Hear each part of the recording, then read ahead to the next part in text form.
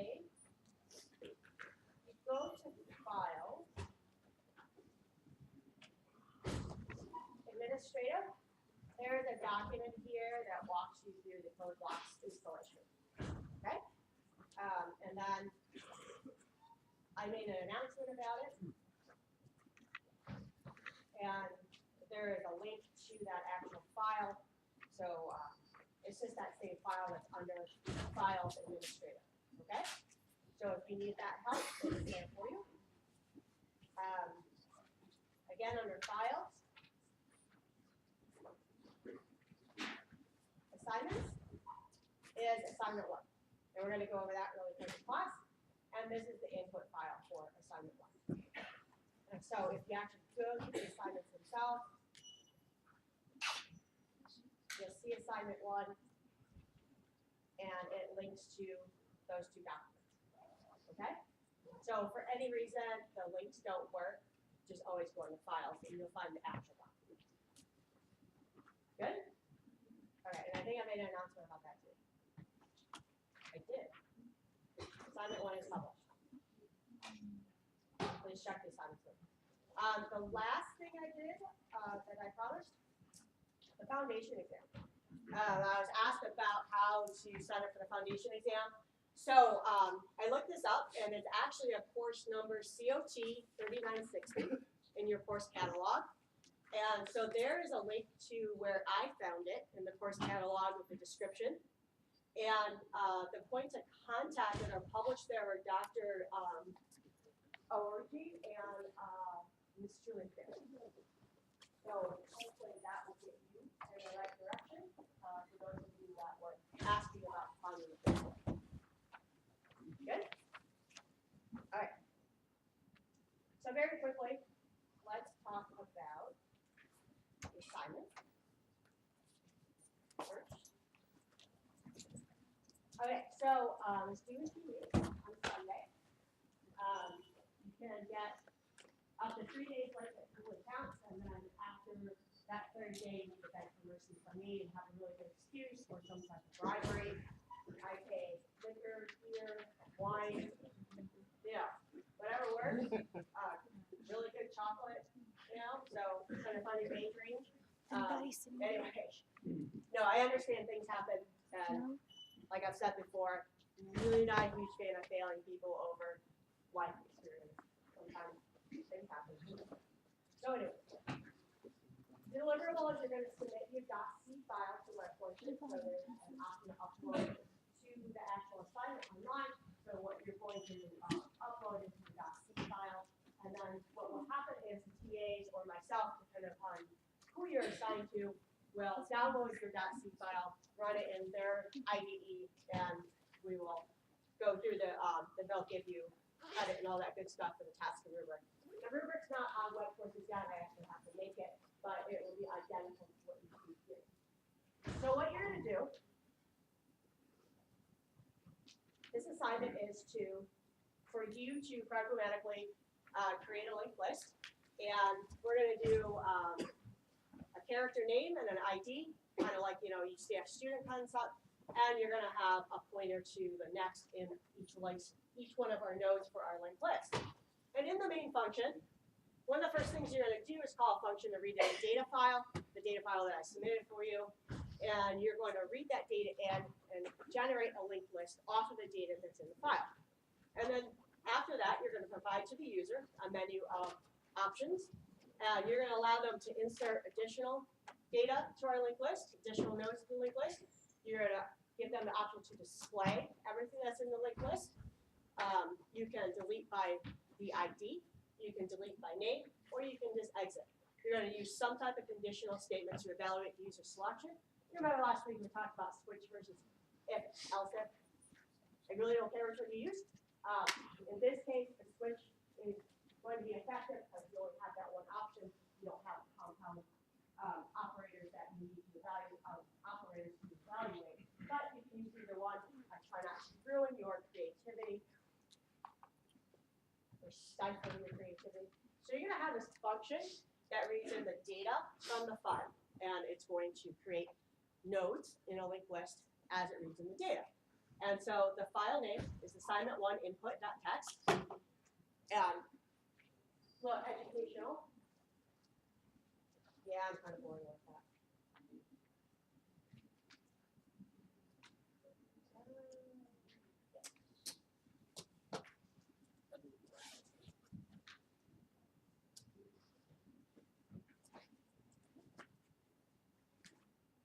What data do you see here? What name? Yes, awesome. They're the first 25 presidents. Technically, they're 26 because one of the presidents, John Tyler, actually served twice to non-consecutive terms. But so your first 26 presidents. Yes, sir.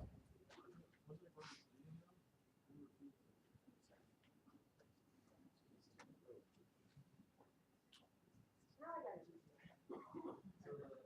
Pretty sure it was John Tyler. But hey, that is fine. We're gonna do it. U.S. president.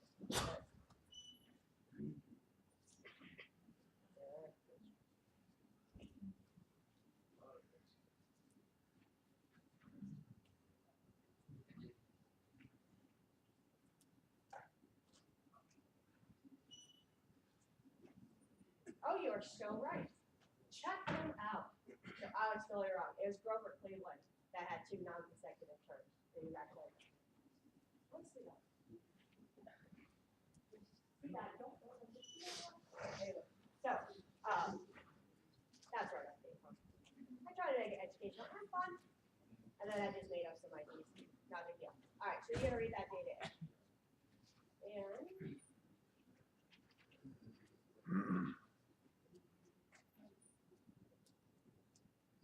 so one of the things you're gonna have to do is make sure you go and figure out, remind yourselves how to read a data file, okay? So that's gonna be a function. You're just gonna read in that data file, create that linked list, right? You need a function that is going to respond to that option 1.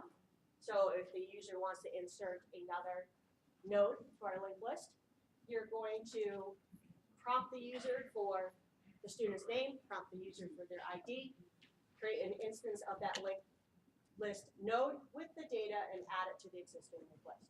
And we're not doing sorting yet, so you can just add it to the end. Okay? The second one here, where we want to display everything that's in our linked list. All right? If you look at our code example here, that's already on web courses. That will help you tremendously on how to display data in the list. Now we have 2 data attributes instead of just 1, and we have a string in and int, so you'll have to do a little bit of research back if you don't remember how to output that type of data. You'll want to make sure that you check that out.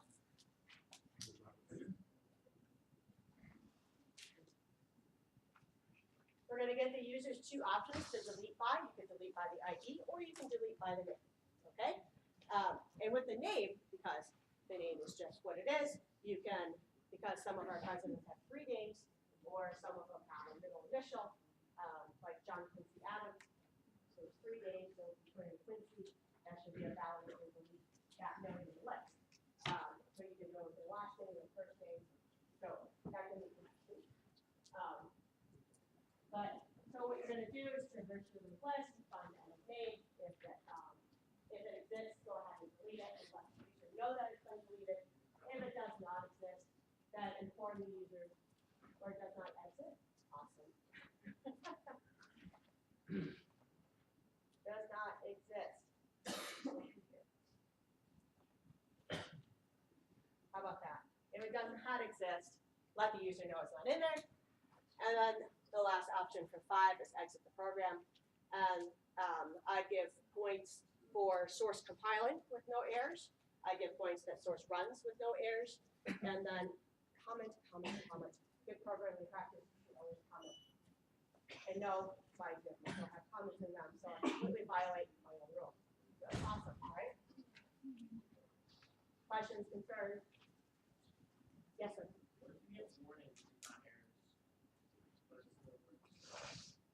Warnings are valid. They're not ideal, but that's what they do. But warnings, they're like, okay, you're not really doing what you should, but hey, we're gonna let you in. Is that fair?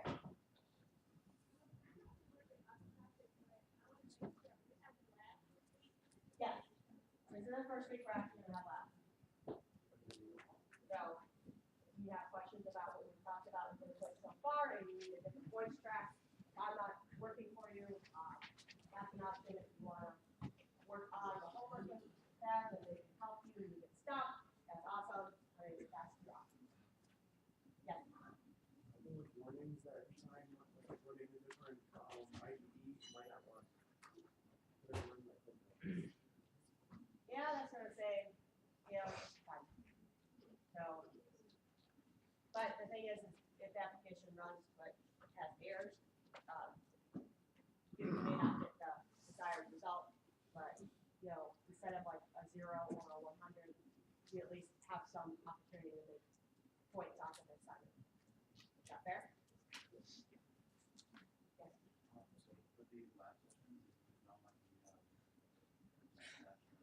No, I am way too ill dependent for that.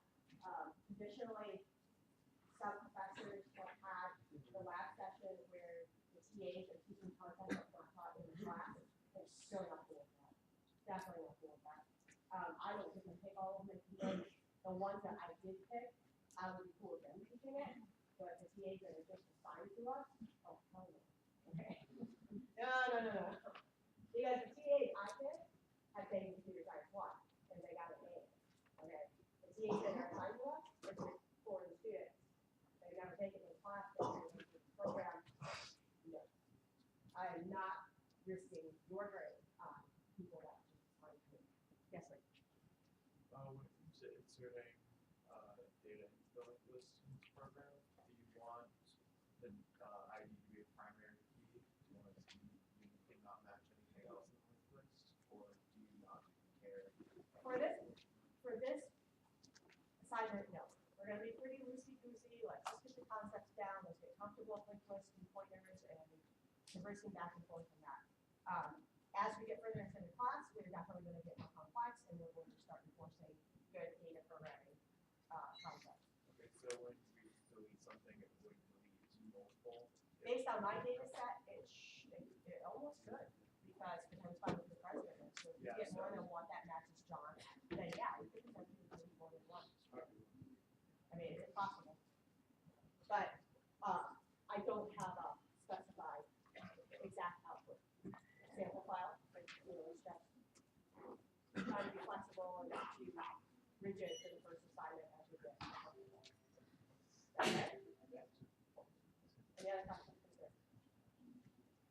Okay, so let's finish talking about linked lists. Well, not finish. Let's get through this next piece of talking about linked lists.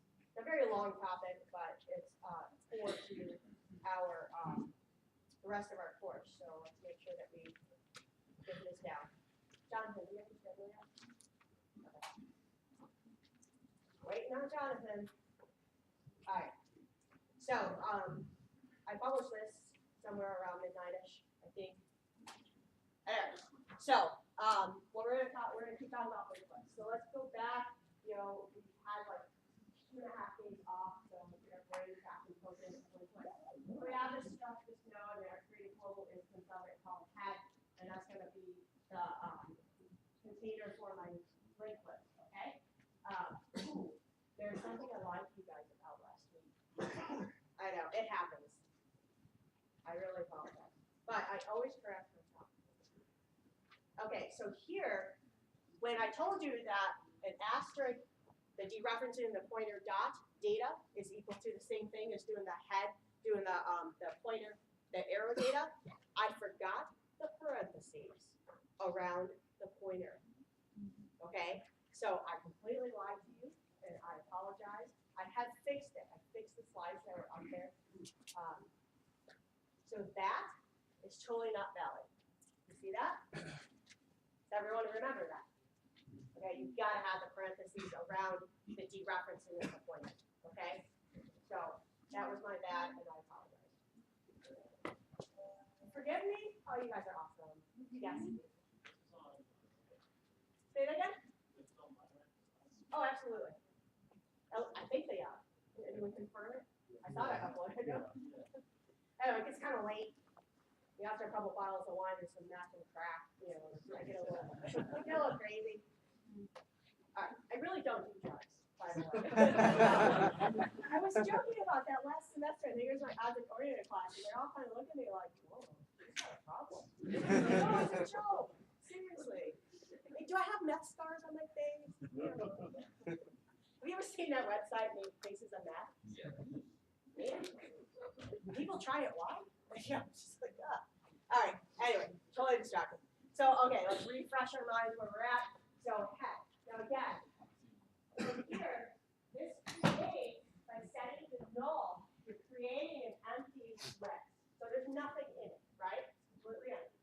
Contains no node. Null means there's an empty list. Good with that? So I have more pictures. Jonathan told me over and over again, pictures help. All right, so this is just a single node. So in theory, it's part of the linked list, but there's only one node. It doesn't really point to anything. It just is there, but that's cool. Eventually, we'll make it point to something. So here we have our name, and our first one here, we're going to set our n data is equal to 1. So we're going to set the field data of our node to 1, and then to make it a linked list, we would need to do the next so that it points at the address of the next node in the list. So right now, you know, this is just an image of what a single lonely node in a linked list looks like. So the next references the address of the next node. So an example of a node with multiple data fields is kind of like something you might do in an assignment where we have a student node where we have a character string, a character ID, some integer for the grade level, and that pointer. Well, you don't have to create all of your nodes so that all of your data and your all your data attributes and your pointers in the next are in the same struct. You can actually split them up. And for some people, this makes them more comfortable so that they can use this data struct independent of the actual linked list node. So maybe you're interfacing with a database, or you're reading and writing data to and from a file, and you don't want to have to always be dealing with a linked list when you're reading and writing that data, those different structures, okay? So this is totally valid. This is how you would split the data apart from the node itself, and then just have that struct. So if we go back up, here, I put them all together. I just created that student node as one struct. However, down here, I'm like, you know, I want to be able to use this struct independent of my linked list. So I'm going to actually create two different structs so that I have that option. And so here you just put your data pieces in their own struct. And then you create your node that has an instance of that struct, and then also a pointer to itself of that node. So the first top, the piece up here, is just the data. You see that? And that structure name is called student. And then down here, our student node is an instance of that student data, and then the pointer. So there's just two different ways you can do that. Yes, sir? Because you have the string instruct students that automatically make the students here, specifically speaking, not just instruct students, but interpret it as you use the arrow operator instead of the dot operator, because you're just talking about using one instruct students. Yeah, you're right about that. There's different ways to do the string data in C. So far, I'm just using the array construct versus the pointer construct. And as we get further into the class, I'll show you the other ways to deal with string data in C. So to answer your question, yes, they are the same. Just we talked about arrays so far, but we will definitely talk about. Are you guys comfortable with the string, character asterisk, where it's the pointer? Remember? You guys done that? Getting some yeses, getting some blank stares. It's too early. Like, who are you? Am I really in this class? Right? Okay. All right. So pictures are fabulous. So again, we talked about we really want to make sure we use a temporary or a helper pointer so that we don't corrupt our linked want to use this pointer that allows us to traverse the linked list. And so here, like in our function insert, that's in the code that's online, the linked list.c, okay? So here I have the struct node of type temp, I call it temp. This is my temporary, my helper pointer. And what that does for me, and then I immediately set it equal to head. So from a visual perspective, I'm saying that right now temp and head are looking at the exact same memory address. They're both at the very beginning of the entire linked list. Does that make sense? Because they're setting them equal to each other. So we're both starting here, okay? Now, to access the data of the node, the first node in our linked list, we have our two different options. So this is the real answer this time, not the fake answer. CS is testing you. No corrected me. Okay. All right, so at this point, because temp and head are looking at the exact same location, it doesn't really matter which one we would use, but from a safety perspective, you're going to use the temp, okay? Because if you use the head and you start moving that location to the next, you just completely blow it away where the beginning of your linked list is at. So that's why we always want to make sure that we use that temp. Now, but at this point, they're still both equal. That makes sense? Any questions about that? Yes. So in the first line where it says where it has like pointer to temp and has the arrow to data, should that be like a period? Damn it. Thank you. Damn crap. Is it too early for you? Well, it was too late for me. One of the two. All right, thank you. So you guys are awesome. Be like this guy. Help me out. All right. So we're good with this? Now that I got my typo fixed. And when I do fix typos in class, I always re-upload the slide, okay? All right. So now we need to move to the next. So here, we're going to move one node. So be sure that your helper pointer is the guy that you're moving and not the actual head of the list. You don't want to move him, because if you lose him, you're helpless. You lost the beginning of your list, right? Okay? Or at least you lose at least one node. And then you would hop over here and go, hi, oh, we're missing a node. Oopsie. Okay. So here, what we do is we set our temp equal to temp next. All right? So, wait for it. All right. So we're pointing our temp at temp next because we want to know where our second node in our list is, right?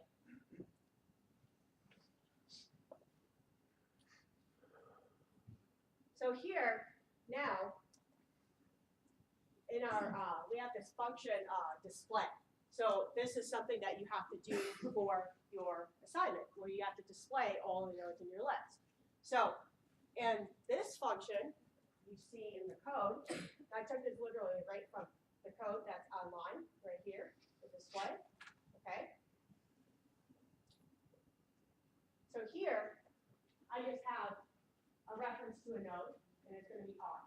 And so I start with R, and it begins at the head of my linked list. And then, first I'm going to check to see if it's null, because if it's null, you have nothing to print out. So why would you go through a while loop and all that structure just to find out you have nothing in the first place? So if it's null, we're just going to return, we're done.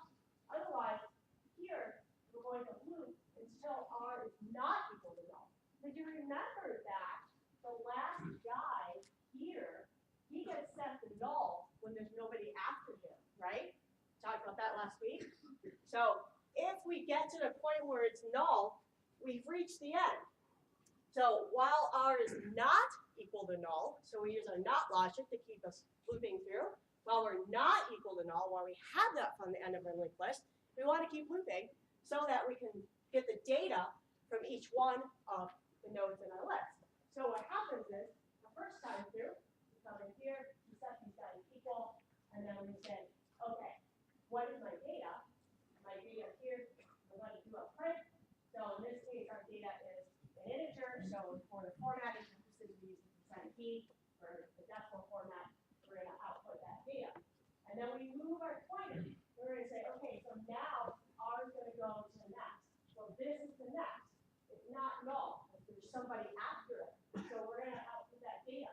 And then we're going to move to next. And we're going to output the data. And then we're going to go, oops, these are null. So I'm done. We're done printing. Are we good with that? Okay. So let's look at this from a code perspective. That's why we're assigning R to R to X. That's why we're assigning R to R values. Yes. So you can find the end of your linked list when you know you're done printing. So here, now again with this application here that we have, actually does sort as well. And that's not part of what we're doing for this assignment. So here I'm going to insert. So let's insert 45. Let's insert 56.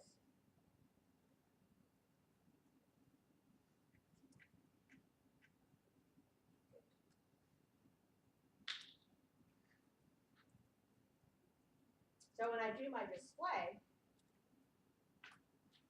what we've done is we have each one of these guys is a node in the linked list, right? And what we're doing is we're using R to look at each one of the nodes of our linked list to print out the data portion of that node. So here, you see I inserted all these numbers. And these are all the numbers that I've inserted. So those of you that are asking about duplicate values, so this application is kind of loose where it allows you to put in a duplicate value. But here, you see that it prints each one of my data values until I hit null.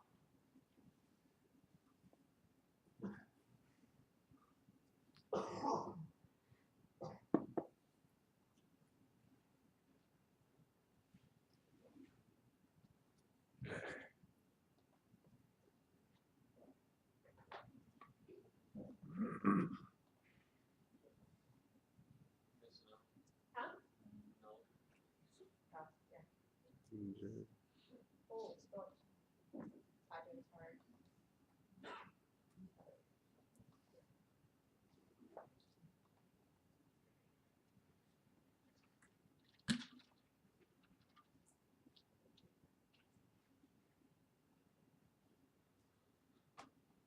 So here, let's insert some data.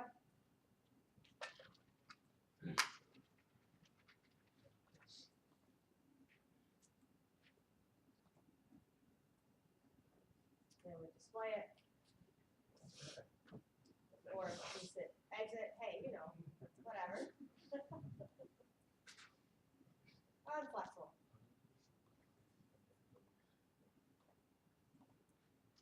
All right, display is 2. Okay, so you see here, right after we print out our 78, you say, hey, look, we found R equals null. We found the end of our list. Okay.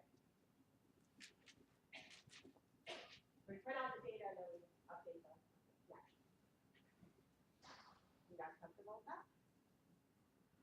Yes. Okay.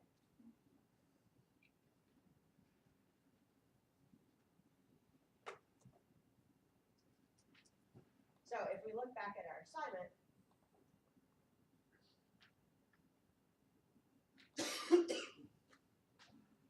on Friday we're looking at the insert function, right?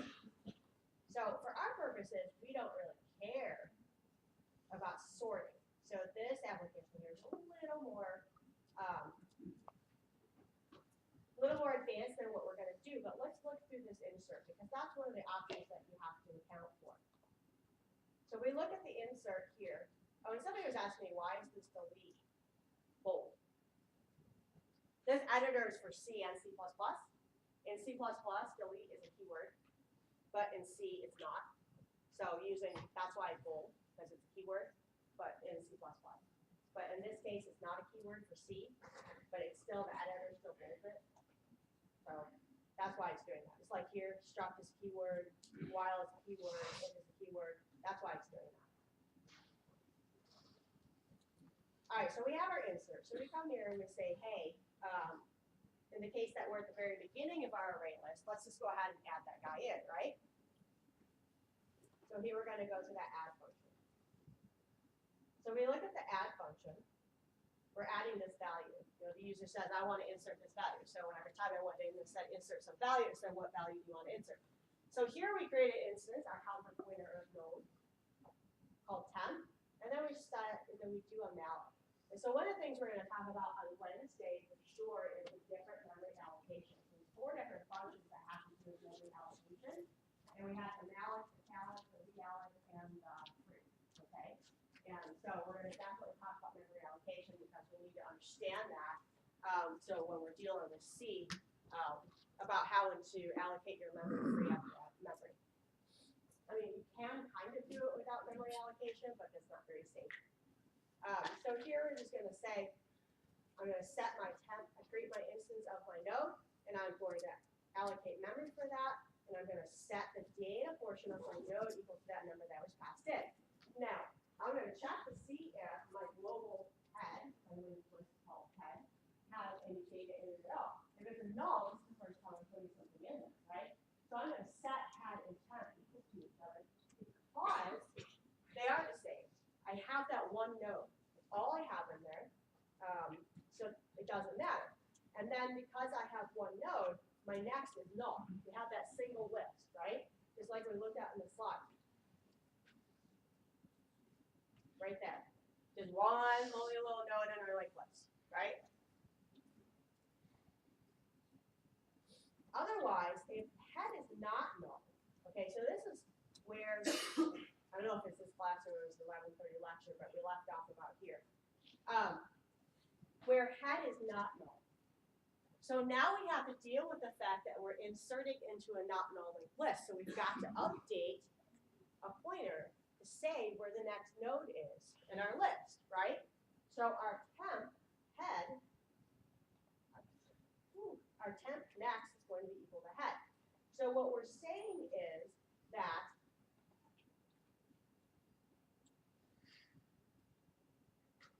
right here, all right. So our temp next is getting set equal to head. So we are setting it here. So what this is doing, in essence, is this guy is saying that they're both the same. The head and temp are in the same location, there's one node. We don't have one node in this case. So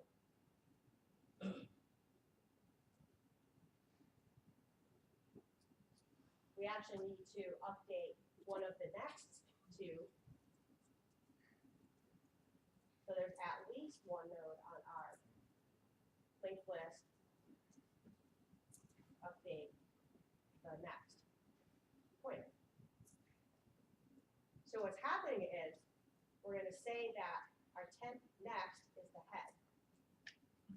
So visually, what we are doing here, then saying head is equal to temp, we are pushing the node head over 1. So if we have at least one guy in there, so what this would look like, where's my, this one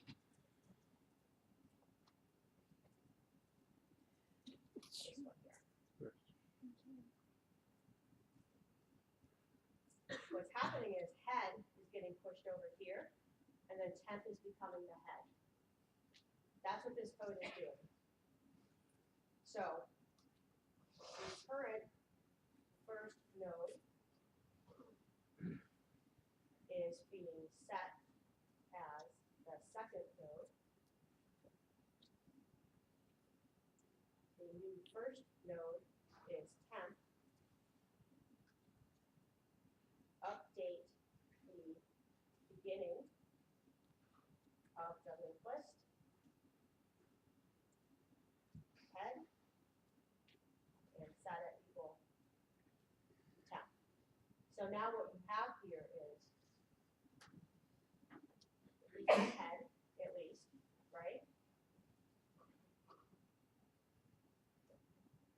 we created temp.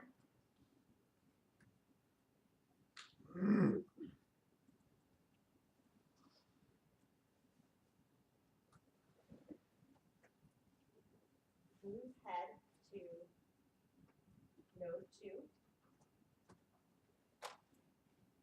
Make temp node 1. Reset the head to the beginning, which is currently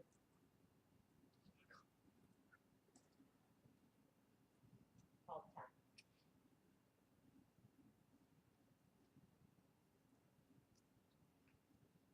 So that's what we're doing here. Does that make sense? We're pushing that first node over 1. Inserting the temp at the beginning. Then we got to reset our head to be at the beginning. And that guy is known as temp right now. Yes. Now is this made to like put another element in the second node or something? Like what is this doing? Okay. So what we've done, we had head. We created a new node, calling it temp. Okay? We're going to put temp in front of head. So head's going to get pushed over 1. Right? So now the order of our linked list is we have temp, we have head, and then we have anything that follows it if it's there. Right? We need our head to point at the beginning of the list. Correct? What's the name of the beginning of our list right now? So we gotta switch it. Like why do we do that? Because head is always the beginning of your linked list. That's that global variable that we're using. That's always pointing at the beginning of your linked list. But are we doing this because we don't already have a head or something? We do have a head, but we moved it over 1. We gotta get it back to the beginning. But why are we doing this? Like why are we moving it and moving it back? Because we pushed head over 1.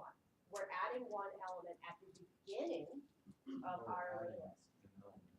Or our node, excuse me. We're adding a node at the beginning of our linked list. Brand new data, adding it to the beginning, versus appending it to the end.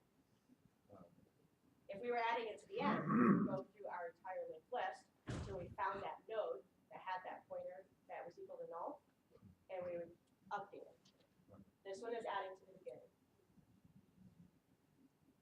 Did I lose anybody on that? Do the words here help? Yes? Okay. Adding a node at the beginning.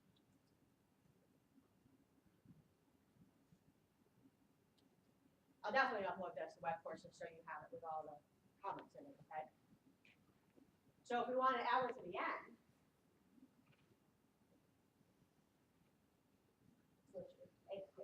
stop it. We want to add it to the end.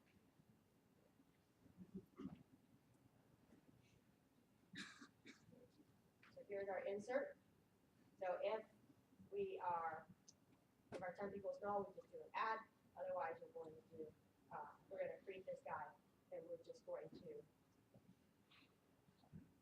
So while temp is not equal to null, so we're going to traverse our list.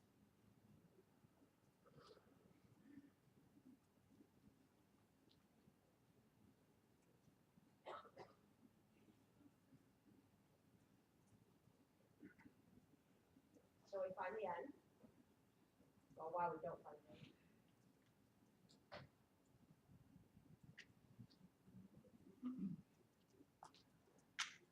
What this is doing here is we're trying to figure out where we want to insert the data. So this one is trying to sort real time. So this is sorting data to be in numeric order.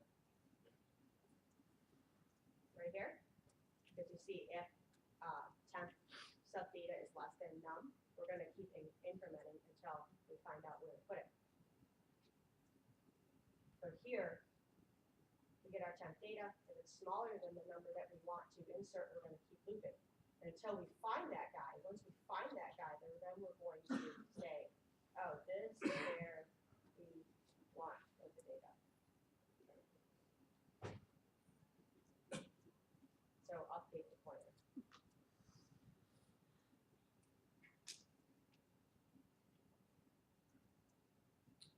Make sense? Okay. So now down here, this is going to say, okay, where are we putting it? So we have our different options. So C is 0.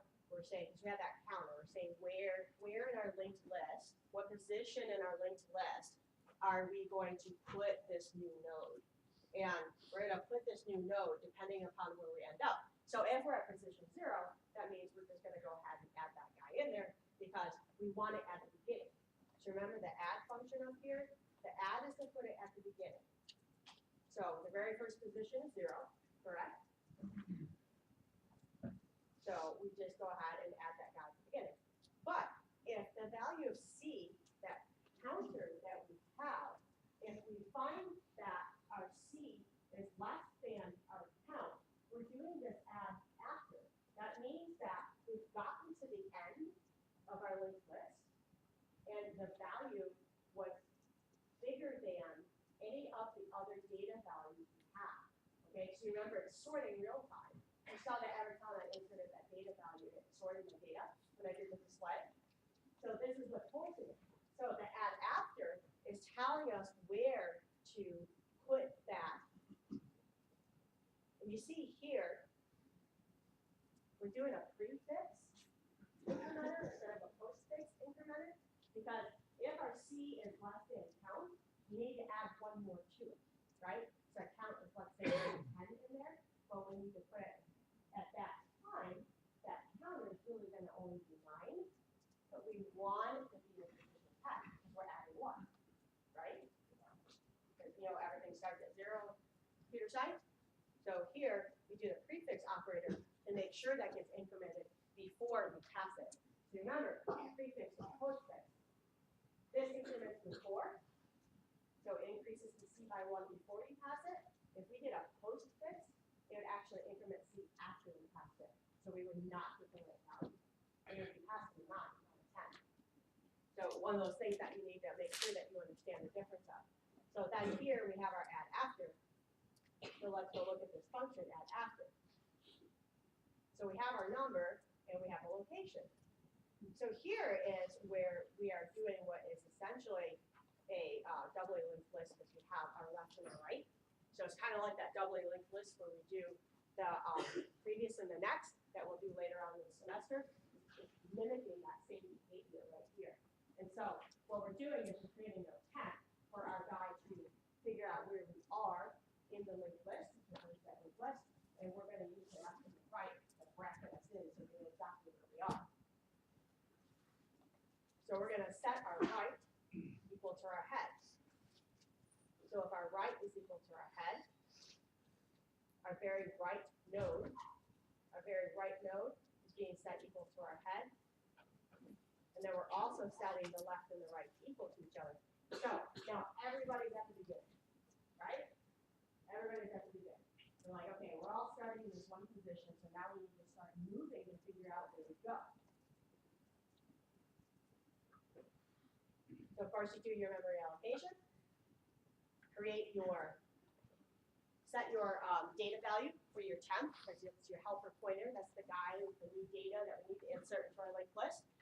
And then we're going to do our left next is equal to our temp. So we're saying the left is going to be this guy. And then here on the next, we're going to set the right, because now we've got a left and we've got a right. So we have two nodes. One is on the left, one is on the right. So we use that logical positioning of left and right.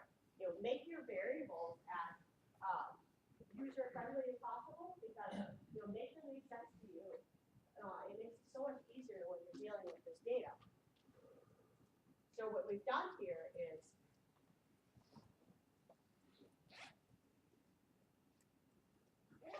location, we'll set node right equal to the head, beginning.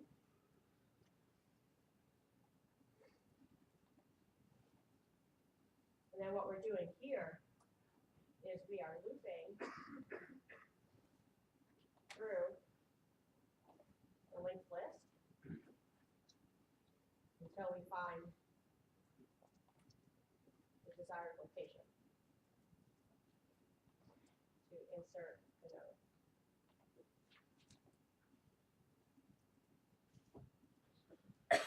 So what we can do to understand where we're at is we can do a printf.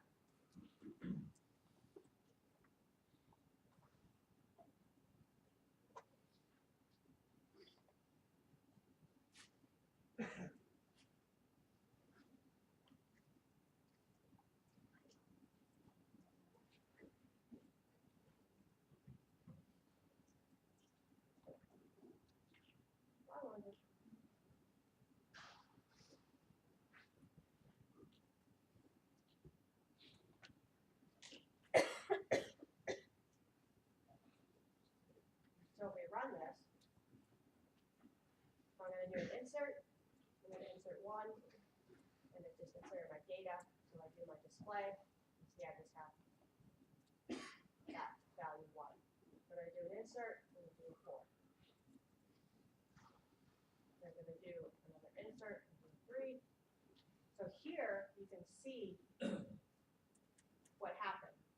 This is where, because I'm putting some value in between my largest and my smallest, right? My smallest value was a 1, it did a 4, and now I put something between the two, right? So when I did my display, let me watch this again. So my display, I've got 1, 3, and 4. Well, to put some number in between those guys, let's add 1 that's like up here, and then 9, do our display. All right, so 1, 3, 4, 9. So to get to that add after function, to figure out where in the list, that's sorting again. We talked about it sorting. To add that guy in the list in sorted order, let's insert the number 6 because we know that's between 4 and 9. So you'll see in my add after, or I could just not do that. Let's try that again. At the end of that 6. All right. See here, you see that every time it looped through trying to find out where to insert that number, it outputted my statement here. So let's actually put in a \n so you can see it more clearly. I forget to do that in this language. There. Got it. All right, so let's put in a 1, 3, 5, and a 9. Do my display. I got 1, 3, 5, 9. Okay, let's add 1 more so you can see it move through. Let's add in 7. So you see here, the number to enter is 7. I look at position 1. I looked at the next position, the value was 3. I looked at the next position, that value was 5. And then it finally found that, oh, okay, so now I can go in after this 5. See that? I was looking through each one of them and trying to figure out where the list is supposed to go. So this is doing the sorting for you. So as we get further in the semester and we actually are going to do sort algorithms, this linked list